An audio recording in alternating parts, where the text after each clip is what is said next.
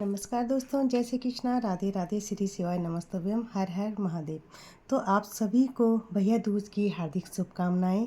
तो क्यों मनाया जाता है भैया दूज का त्यौहार, तो सुनते हैं इस कहानी से। यह त्यौहार कार्तिक शुक्ल पक्ष की द्वितीया को मनाया जाता है। यह भाई बहन के प्रेम का प्रतीक है।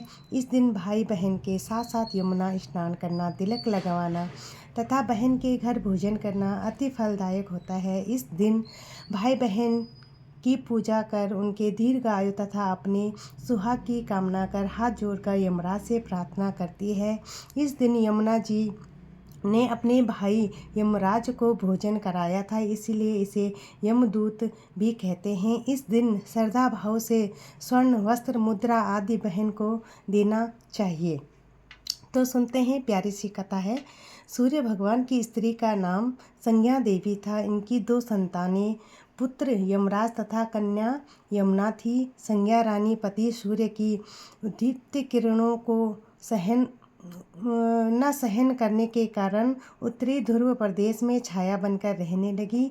इसी छाया से तप्ती नदी तथा शनिचर का जन्म हुआ। इसी छाया से अश्विनी कुमारों का भी जन्म बताया जाता है, जो देवताओं के वेद विशेषज्ञ माने जाते हैं। इधर छाया का यम तथा यमुना से विमाता सा व्यवहार होने लगा। इसी से खिन्न होकर यम ने अपनी एक नई नगरी यमपुरी बसाई। यमपुरी में पापियों को दंड देने का काम संपादित करते भाई को देकर यमुना जी गौलोक चली गई। तो उन्होंने दूतों को भेजकर यमुना को बहुत खुजवाया, मगर मिल न सकी। फिर स्वयं ही लोक गए। यहाँ विश्राम घाट पर यमुना जी से भेंट हुई। भाई को देखते हुए यमुना ने हर्ष विभोर हो स्वागत संस्कार के साथ भोजन कराया। इससे प्रसन्न हो यम ने वर मांगने को कहा।